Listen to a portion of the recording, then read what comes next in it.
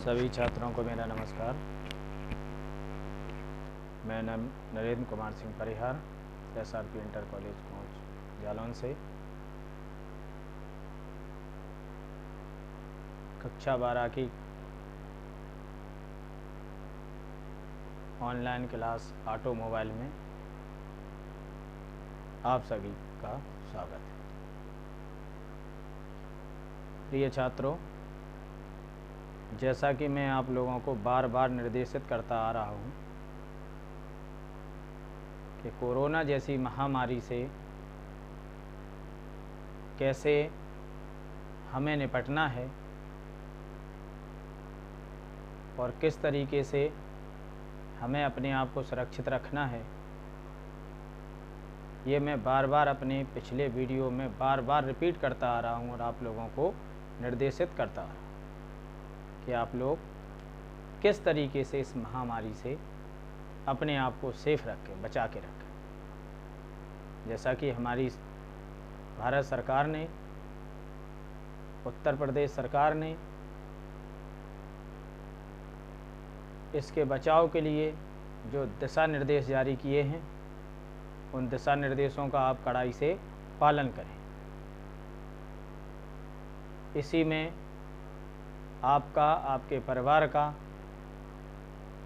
आपके संबंधियों का और समाज का हित है। तो ये मैं पुनः दोहराता हूँ और आप लोगों से अपील करता हूँ कि आप लोग लॉकडाउन का संपूर्ण पालन करें। जो गाइडलाइन हमारी सरकार ने बनाई है, उस गाइडलाइन के अनुसार, उसी के अंतर्गत आप अपने आप को ढालें। इसी में संपूर्ण समाज का हित है। तो गाइडलाइन में सबसे पहले और मुख्य कि आप लोगों को सोशल डिस्टेंसिंग का पालन करना है, यानी सामाजिक दूरी, एक दूसरे से दूरी बनाएं, किसी को स्पर्श ना करें। बात करें तो कम से कम 1 मीटर नहीं तो 2 मीटर की दूरी होनी आवश्यक है, क्योंकि सभी छात्र ध्यान दें, क्योंकि ये ऐसी बीमारी है कि जिसका अभी तक कोई इलाज नहीं है। तो ये भी संभव नहीं है कि इस बीमारी से कब तक डर के हम अपने घर में छुपे बैठे रहेंगे या अपनी जो क्रियाकलाप है कब तक रोके रहेंगे, कब तक अपने काम को बाधित करते रहेंगे। तो हमें अपने आप को सावधानी पूर्वक ढालना है कि इससे हमें किस तरीके से इसके साथ रह के अपनी दिनचर्या चलानी है। किसके साथ रह के? कोरोना जैसे, कोविड-19 जैसे बैक्टीरिया के साथ, वायरस के साथ रह के। तो इसके लिए हम लोगों को सबसे ज़्यादा जो बात बार बार हमारे विशेषज्ञों ने, स्वास्थ्य विशेषज्ञ हैं, जो उन लोगों ने दोहराई है और बताई है कि आप लोग सोशल डिस्टेंसिंग का पालन करें, क्योंकि ये संक्रमण की बीमारी है। एक दूसरे को छूने से अगर अगला व्यक्ति संक्रमित है और अगर वो आपके संपर्क में आ रहा है, आप उसे छू रहे हैं, तो आप भी संक्रमित हो जाएंगे। इसलिए हमारी सरकार ने सबसे पहले और सबसे कड़ाई से इसीलिए आप लोगों से कहा है कि आप लोग सोशल डिस्टेंसिंग अपनाएं।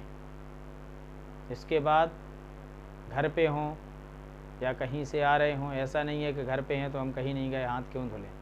घर पे बार बार, कई बार साबुन से हाथ धुलें, और साबुन से हाथ धोने का टाइम कम से कम 20 सेकेंड साबुन लगा के हाथों को मलते रहें। ऐसा नहीं है कोई विशेष साबुन ही हो, जो भी हो, साबुन जैसा भी हो, आपके पास जो साबुन है जिसमें कास्टिक सोडा पाया जाता है, उसको आप लोग हाथों से बराबर 20 सेकेंड तक मलेंगे। इस तरीके से हाथों को धुलना है। जब भी घर से बाहर निकलना है तो चेहरे से तात्पर्य कि आपका मुंह और नाक जो श्वसन क्रिया में सहायक होते हैं। आँख और मुंह, नाक और मुंह आपके मास्क से बंद होने चाहिए, या तो गमछे से बंद होने चाहिए,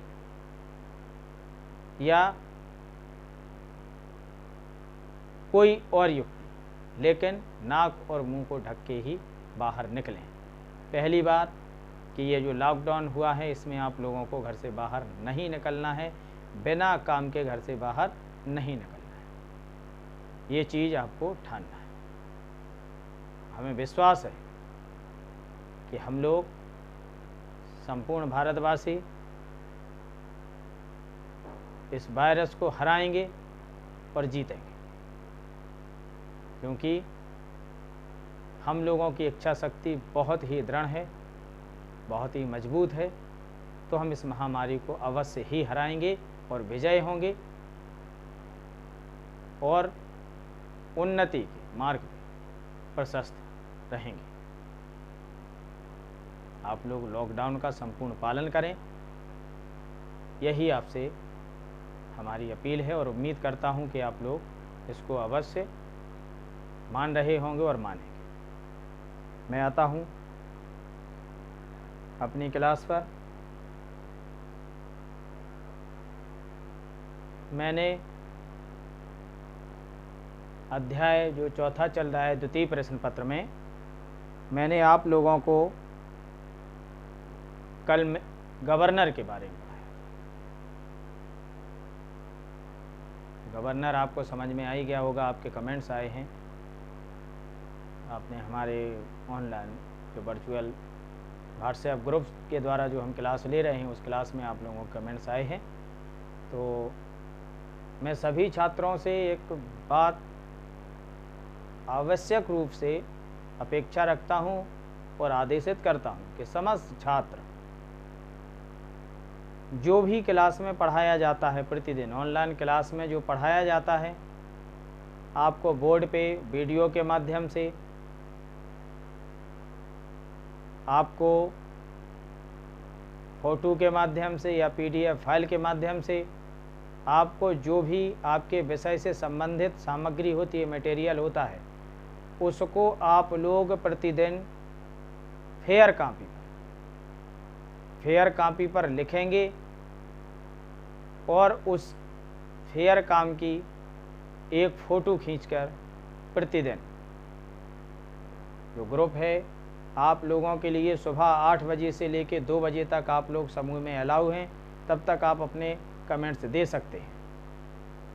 तो वो फ़ोटो खींचकर ग्रुप में डालेंगे, जो ग्रुप आपका है SRP inter college online class 12/8, उसमें आप लोग डालेंगे, जिसमें लोगो लगा हुआ है SRP inter college Konch, SRPIC Konch. उसमें आप लोग प्रतिदिन के काम को, प्रत्येक विषय के काम को आप लोग फेयर करेंगे और उसकी फ़ोटो प्रतिदिन ग्रुप में डालेंगे।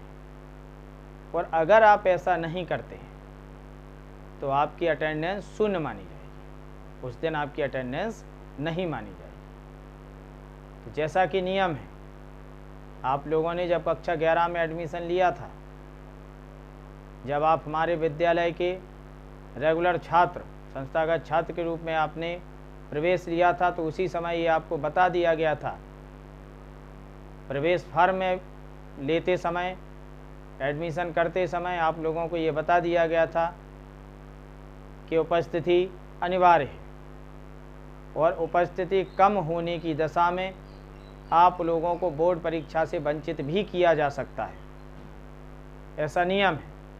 तो जैसा कि आप लोगों से ये बार बार कहा जा रहा है कि आप लोग फेयर काम की फ़ोटो ग्रुप में भेजें, क्योंकि ग्रुप में हमारे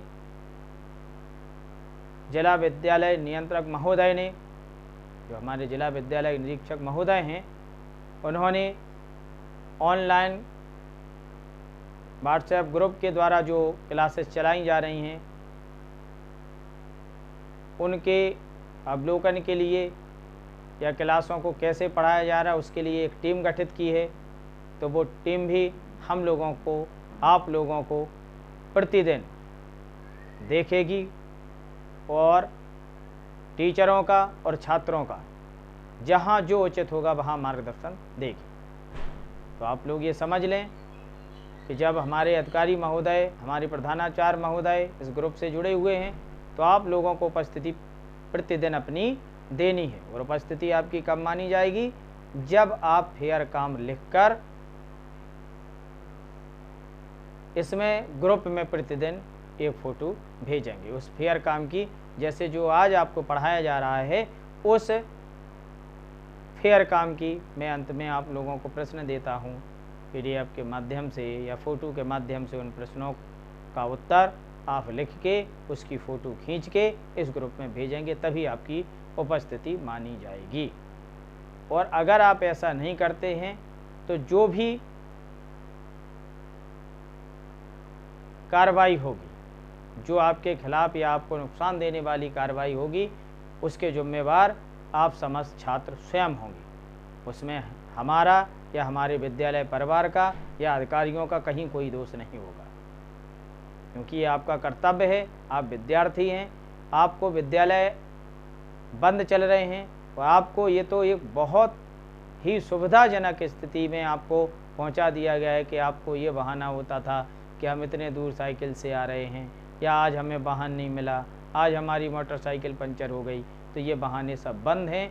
आप घर पर हैं, सुरक्षित हैं और आपको घर पर ही पूर्ण रूप से और विस्तृत शिक्षा आपको दी जा रही है आपके विषय से संबंधित। तो आप घर पर रहकर इसको बहुत अच्छे से पढ़ें और इनका फेयर कार्य करें और फेयर कार्य को प्रतिदिन ग्रुप पे डालें, तभी आपकी प्रेजेंटी उपस्थिति मानी जाएगी।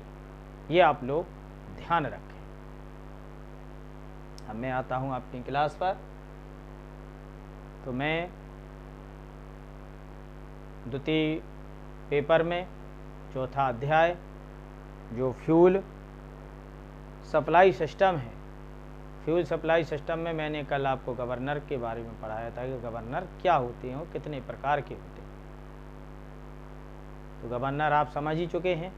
आज अब काम आता है फ्यूल इंजेक्शन के प्रकार, या फ्यूल इंजेक्शन क्या है, फ्यूल इंजेक्शन को क्यों प्रयोग किया जाता है, इसका कार्य क्या है, फ्यूल इंजेक्शन की प्रणालियाँ कौन कौन सी होती हैं,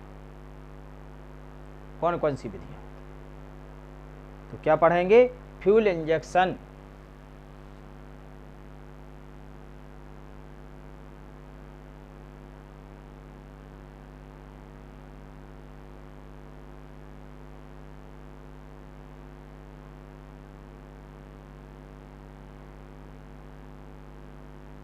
फ्यूल इंजेक्शन, तो फ्यूल इंजेक्शन में थोड़ा समझ लें होता क्या है। फ्यूल इंजेक्शन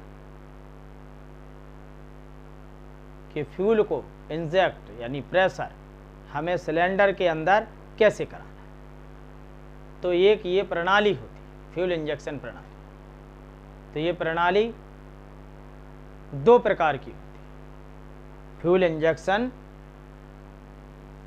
प्रणाली के या फ्यूल इंजेक्शन के प्रकार।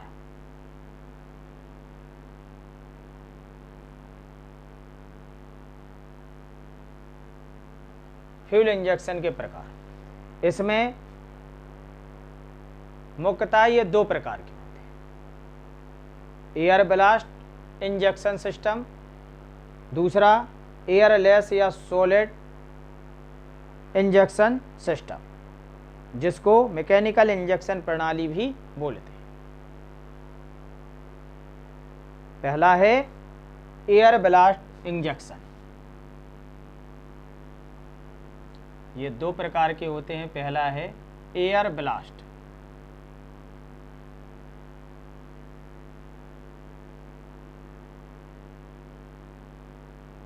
एयर ब्लास्ट यानी हवा में ब्लास्ट करेंगे, air blast injection. Air blast injection system में हम लोग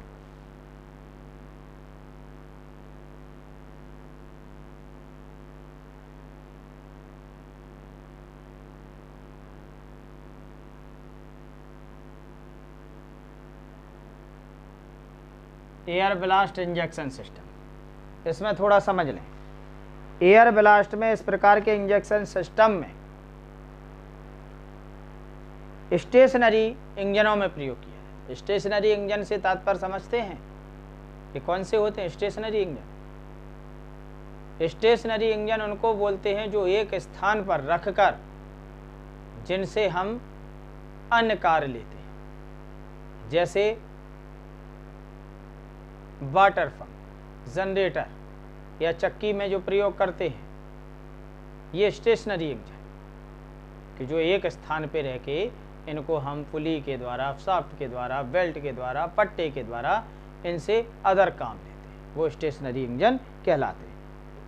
स्टेशनरी डीजल इंजनों तथा पानी के जहाज़ों के इंजनों में प्रयोग किए जाते एयर ब्लास्ट सिस्टम। इसमें क्या होता था कि इस विधि में सिलेंडर हेड के अंदर लगे इंजेक्टर, सिलेंडर हेड के अंदर जो इंजेक्टर लगे होते हैं, ये वाल्व से पावर स्ट्रोक के समय, जो पावर स्ट्रोक के समय 800 से 1000 पाउंड प्रति वर्ग इंच से 1000 पाउंड प्रति वर्ग इंच से हवा को छोड़ते थे। तो क्या होता था? 800 से 1000 पाउंड प्रति वर्ग इंच से हम हवा को छोड़ते थे, तो जिससे अंदर भरा हुआ डीजल इंजेक्टर द्वारा कंबस्शन चैम्बर में स्प्रे हो जाता, इंजेक्टर द्वारा कंबस्शन चैम्बर में स्प्रे हो जाता था। तो स्प्रे होने का इसका कारण क्या होता? इसी समय पावर स्ट्रोक हमें प्राप्त होता। तो जब पावर स्ट्रोक प्राप्त होता था, इसमें मुख्य चीज क्या थी कि इसमें हमें हवा का एक बड़ा टैंक चाहिए था, प्रेशर, हवा टैंक और बड़े कंप्रेसर की आवश्यकता होती थी, जिससे, क्योंकि जब हवा का हमें टैंक चाहिए, ज़्यादा कंप्रेसर की आवश्यकता है, तो एक टैंक अतिरिक्त बनाना, तो ये इसलिए इस प्रणाली को हमने, इस विधि का प्रयोग आजकल हम डीजल इंजनों में नहीं करते हैं। इस विधि का प्रयोग अब बंद हो गया है। दूसरी विधि जो है वो मैकेनिकल इंजेक्शन या दूसरा जो फ्यूल इंजेक्शन का प्रकार है।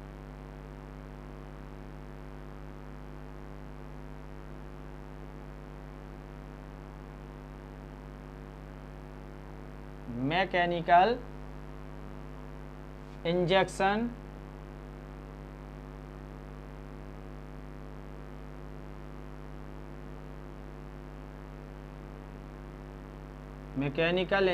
सिस्टम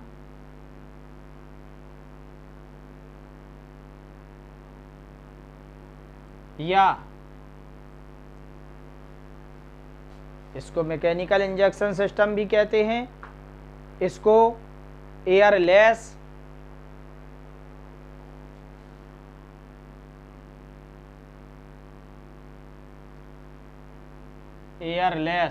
केस में हवा का प्रयोग नहीं होता, या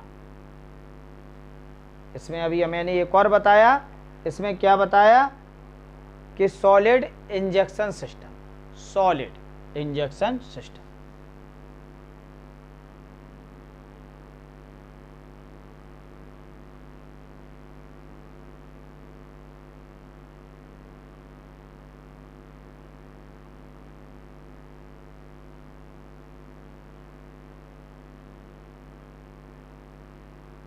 solid injection system, fuel injection की ये दो प्रकार होते हैं। पहला air blast injection system, mechanical injection system या एयरलेस या सॉलिड इंजेक्शन सिस्टम। ये सिस्टम आजकल सर्वाधिक प्रयोग होता है। इसी सिस्टम के आधार पर हम आज जितने भी डीजल इंजन या कंप्रेशन इग्निशन इंजन हैं, उन सभी में यही जो फ्यूल इंजेक्शन सिस्टम में जो होता है, यही मैकेनिकल इंजेक्शन सिस्टम हम प्रयोग करते हैं। मैकेनिकल इंजेक्शन सिस्टम में इसमें क्या होता है कि इसमें आजकल के इंजनों में एयरलेस या सॉलिड इंजेक्शन विधि का प्रयोग किया जाता है। इस विधि में उच्च दाब पर डीजल का, इस विधि में उच्च दाब पर डीजल सीधे कंबस्शन चैम्बर में इंजेक्ट किया जाता है। एक उच्च दाब पर, एक अत्यधिक दाब पर जो डीजल होता है इंजेक्ट यानी स्प्रे किया जाता है। इंजेक्शन की सहायता के लिए विशेष प्रकार के फ्यूल इंजेक्शन प्रणाली का प्रयोग होता है इसमें। तो ये प्रणाली विशेष प्रकार की में इसमें इस प्रणाली में मैकेनिकल इंजेक्शन सिस्टम एयरलेस या सॉलिड इंजेक्शन सिस्टम में भी 3 भाग होते हैं। फर्स्ट, इसके जो फर्स्ट होगा इसमें फर्स्ट है मास्टर फ्यूल इंजेक्शन प्रणाली। मास्टर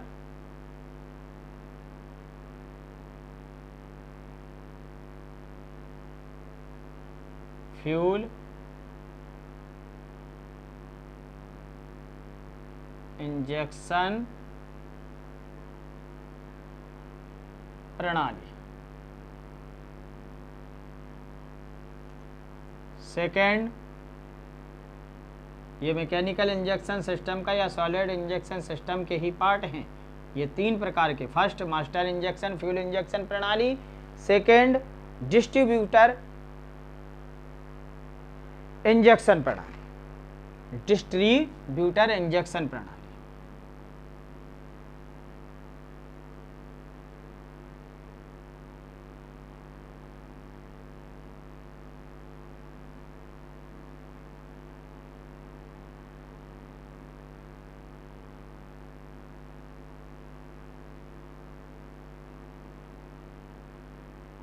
डिस्ट्रीब्यूटर इंजेक्शन प्रणाली। थर्ड, डिस्ट्रीब्यूटर, पहली मास्टर फ्यूल, दूसरी डिस्ट्रीब्यूटर और तीसरी इंडिविजुअल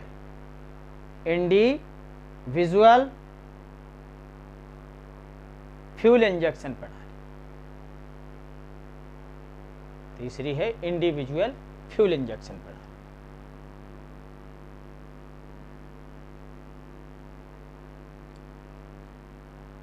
एक चीज ध्यान रखें कि मैं बार बार एक चीज पे प्रेशर दे रहा हूं कि इंडिविजुअल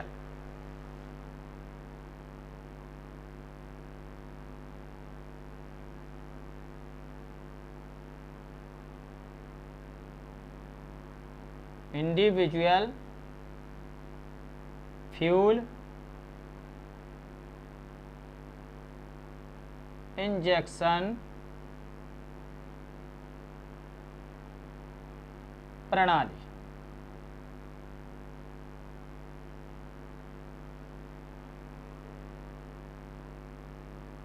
ये जो प्रणालियां हैं, ये जो 3 भाग हैं जो मैंने आपको बताए हैं, ये तीनों भाग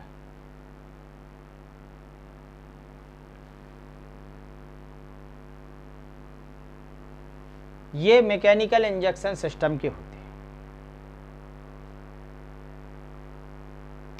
तो थोड़ा मैं आप लोगों को बता दूं मास्टर इंजेक्शन प्रणाली के बारे में। मास्टर इंजेक्शन प्रणाली में, इस प्रणाली में एक मास्टर पंप का प्रयोग किया जाता है। यह पंप दबाव के साथ इंजेक्टरों को डीजल सप्लाई करता है। दबाव के साथ इंजेक्टरों को डीजल सप्लाई करता है। इसके इंजेक्शन मास्टर फ्यूल इंजेक्शन के, इसके जो इंजेक्शन होते हैं वो विशेष प्रकार के होते हैं, जो ऊपर से प्लंजर के समान दिखते हैं, लेकिन ऊपर से कैसे दिख रहे हैं? प्लंजर के समान, लेकिन इनमें हेलिक्स बने होते हैं। हेलिक्स माने खांचे, जैसे देखा हो ट्रैक्टर के पिछले पहियों में या अपने गियर में हेलिक्स होते हैं, खांचे हेलिक्स बने होते हैं, जिनके द्वारा डीजल की सप्लाई की मात्रा कम या अधिक की जा सकती है। हेलिक्स के द्वारा कम या अधिक की जा सकती है। इसके नीचे का भाग सामान्य इंजेक्टर के समान होता है। ठीक है, तो इस प्रणाली का जो प्रयोग है वो बहुत ही कम किया जाता है, बहुत ही कम होता है। दूसरी आती है डिस्ट्रीब्यूटर इंजेक्शन प्रणाली। डिस्ट्रीब्यूटर इंजेक्शन प्रणाली में इसके एक ही पंपिंग एलिमेंट से, जो पंपिंग एलिमेंट होता है, एक ही पंपिंग एलिमेंट से मल्टी सिलेंडर इंजनों के सभी इंजेक्टरों को डीजल सप्लाई की जाती है। सभी को हमने डीजल सप्लाई की, किससे? एक ही पंपिंग एलिमेंट से सप्लाई की जाती है। इसके लिए डिस्ट्रीब्यूटर को मास्टर सिलेंडर या मास्टर पंप से पर्याप्त दबाव पर डीजल सप्लाई की जाती है। इसलिए इसको डिस्ट्रीब्यूट माने बांटना, डिस्ट्रीब्यूटर बांटने वाला, ठीक है, सप्लाई की जाती है, जहां से सभी इंजेक्टरों को फायरिंग ऑर्डर के अनुसार डीजल की सप्लाई दी जाती है। ये इसके डिस्ट्रीब्यूटर का हो गया। अब मैं आपको इंडिविजुअल फ्यूल इंजेक्शन प्रणाली, जो वर्तमान में आज के समय में सर्वाधिक प्रयोग की जाती है, ये सर्वाधिक प्रयोग की जाती है। इसमें इस प्रकार की प्रणाली में सबसे सरल, ये जो प्रणाली होती है सबसे सरल और सबसे अच्छी समझी जाती है। इसमें इसका प्रयोग ही आजकल अधिकतर डीजल इंजनों में किया जाता है। किसका? इंडिविजुअल का सर्वाधिक प्रयोग इसी का किया जाता है। ये पंप अलग ही बने होते हैं। इसके लिए इस प्रणाली में प्रत्येक सिलेंडर के इंजेक्टर के लिए अलग अलग पंप की व्यवस्था होती है। प्रत्येक सिलेंडर के लिए जो इंजेक्ट करते हैं उसके लिए अलग अलग पंप, क्योंकि हाई स्प्रे करना है, हाई प्रेशर से करना है, तो अलग अलग पंपों का प्रयोग किया जाता है। ये पंप अलग ही बने होते, परंतु एक से अधिक सिलेंडरों वाले इंजनों को पंप सामान्यतः एक ही ब्लॉक तथा एक ही लाइन में बने होते हैं।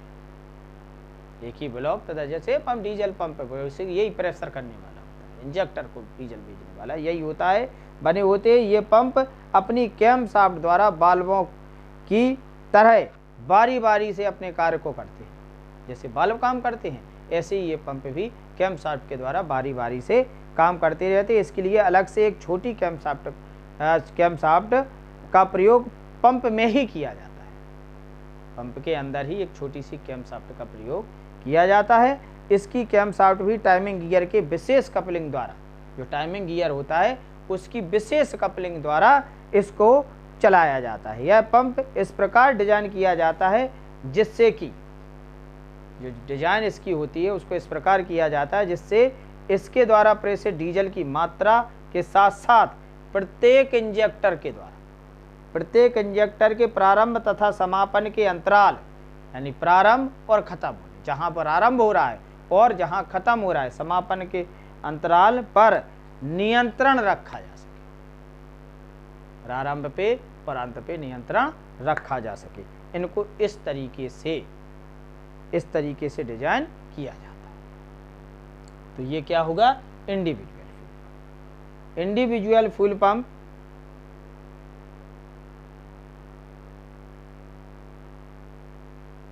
जो होता है ये किस प्रकार का बना होता है? इंडिविजुअल पंप के जो इंडिविजुअल पंप है, इंडिविजुअल पंप को ये किस प्रकार का बना होता है? किस प्रकार का बना होता है थोड़ा जान लें कि इसकी बनावट और कार्यविधि। इंडिविजुअल पंप की जो है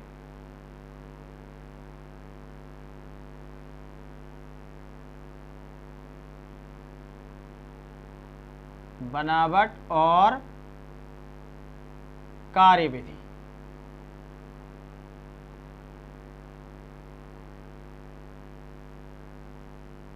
बनावट और कार्यविधि, इसमें जो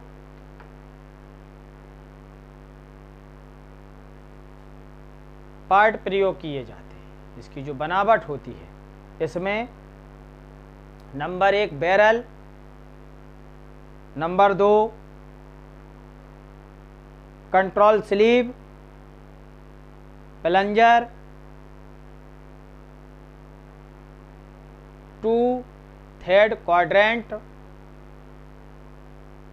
या कंट्रोल रैंक या रॉड, डिलीवरी वाल्व स्प्रिंग और गवर्नर, ये सभी फ्यूल इंजेक्शन के इंडिविजुअल फ्यूल इंजेक्शन की भाग होते हैं। इस प्रकार ये बनाया जाता है। इसकी कार्यविधि थोड़ा जान लें कि यह पंप स्प्रिंग द्वारा दबा रहता है जो डीजल सक्शन पोर्ट के द्वारा बैरल में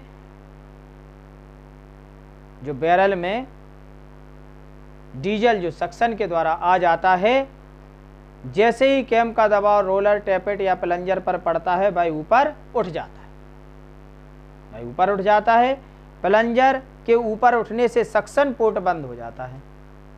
जब प्लंजर ऊपर उठेगा तो जो सक्शन का पोर्ट होता है यानी सक्शन द्वार वो बंद हो जाता है। सक्शन माने एक स्ट्रोक, ये जो स्ट्रोक के 4 स्ट्रोक होते हैं, सक्शन, कंप्रेशन, पावर और एग्जॉस्ट। तो सक्शन पोर्ट बंद हो जाता है तथा ठीक डीजल पर दबाव पड़ता है। जब सक्शन पोर्ट बंद हो जाएगा तो क्या होगा, इसके अंदर जो पंप की बराबर कार्यविधि पंप की, ये नहीं है कि जो कंबस्शन चैम्बर के वाल्व नहीं है, ये पंप के फ्यूल इंजेक्शन पंप के अंदर के जो पोर्ट हैं, जो वाल्व है वो बंद हो जाता है तथा ठीक डीजल पर दबाव पड़ता है। यह डीजल दबाव से डिलीवरी वाल्व को खोलकर पाइपलाइन के द्वारा इंजेक्ट किया जाता है। प्लंजर पर से जब कैम का दबाव हट जाता है तो प्लंजर नीचे आ जाता है। जब कैम का दबाव हटेगा, जिस तरीके से इंजेक्शन काम करता है, जैसे सक किया और हमने प्रेशर किया तो देखा होगा कि पूरा द्रव उसका बाहर हो जाता है एक प्रेशर के साथ। जितना प्रेशर बनाएंगे उतनी तेज जाएगा। यही सिस्टम इंजेक्शन का होता है, तो नीचे जा जाता है। इसी प्रकार प्लंजर के स्ट्रोकों द्वारा पंप कार्य करता है। पंप कार्य करता है किससे करता है कि प्लंजर के स्ट्रोक द्वारा। डीजल की मात्रा प्लंजर के कटे तिरछे भाग के खुलने पर निर्भर करती है। जो प्लंजर में तिरछा भाग जो कटा हुआ होता है, डीजल की मात्रा उस पर निर्भर करती है। यह कटा तिरछा भाग एक्सीलरेटर या गवर्नर द्वारा कंट्रोल रॉड तथा 2/3 क्वाड्रेंट के द्वारा कभी कम या अधिक किया जा सकता है, जिससे इंजन की चाल कम या तेज होती है। ये इसकी कार्यविधि है। मैंने इंडिविजुअल पंप की कार्यविधि को आप लोगों को बताया कि ये कार्यविधि है इसकी। तो आप लोगों को समझ में आया होगा कि आज मैंने फ्यूल इंजेक्शन पंप में फ्यूल इंजेक्शन के प्रकार, एयर ब्लास्ट और मैकेनिकल इंजेक्शन या एयरलेस या सॉलिड इंजेक्शन सिस्टम, ये वाला जो एयर ब्लास्ट इंजेक्शन सिस्टम है ये आजकल प्रयोग में नहीं है। सर्वाधिक प्रयोग मैकेनिकल का होता है और मैकेनिकल में भी 3 होते हैं, first, master, fuel injection, distributor. तो इन ये दो का आजकल प्रयोग बहुत कम है। सर्वाधिक प्रयोग इसका किया जाता है और इस विधि को सबसे अच्छी विधि माना जाता है। तो ये ध्यान रखें कि इंडिविजुअल फ्यूल इंजेक्शन प्रणाली का सर्वाधिक प्रयोग होता है। तो आज की क्लास में बस इतना ही। कल फिर हम उपस्थित होंगे आप सभी के साथ। जो मैंने फ्यूल इंजेक्शन की बनावट या ये जो बताया है, तो आपको मैं PDF के माध्यम से फ़ोटो खींच के एक टेक्स्ट फ़ोटो से आपको fuel injection single pump element का चित्र, फ्यूल इंडिविजुअल प्रणाली का चित्र, ये सभी चित्र और प्रश्न जो हम दे रहे हैं इंडिविजुअल पे इंडिविजुअल का बना देंगे। और जहाँ पे हमने आपको पंप के बारे में समझाया वहाँ पे आप पंप की कार्यविधि के बाद ये चित्र बना देंगे। फेयर पे बनाकर उसकी एक फ़ोटो खींचकर तुरंत ग्रुप पे डालेंगे। अभी आप लोग जैसा ही ये वीडियो देखें, वीडियो देखने के बाद आपको जो मटेरियल दिया गया है उसको फेयर पे लिखें और फेयर पे लिखने के बाद 8 बजे से लेके सुबह 8 बजे से लेके 2 बजे तक के टाइम के बीच में आप लोग फेयर काम की फ़ोटो खींचकर ग्रुप में डालेंगे। ये आप लोगों का काम है। मैं आज की क्लास में बस इतना ही। कल हम फिर उपस्थित होंगे और आप लोगों से हम आशा करते हैं कि जो आपको निर्देश पढ़ाई से संबंधित और महामारी से बचाव से संबंधित दिए हैं उनका आप लोग अनुपालन करेंगे और अपने परिवार को भी लॉकडाउन का या इस कोरोना महामारी से बचाव के जो भी उपाय आपको बताए गए हैं उन सबको शेयर करेंगे, बताएंगे और उन लोगों को सजग करेंगे। समाज को, अपने आस पड़ोस के सभी लोगों को सजग करेंगे। ऐसी में और हमारा विद्यालय परिवार आप लोगों से उम्मीद रखता है और आप लोग इसमें खरे उतरेंगे। मैं आज अपनी क्लास को विराम देता हूँ। आप लोग घर पर रहें, स्वस्थ रहें, सुरक्षित रहें। जय हिंद, जय भारत।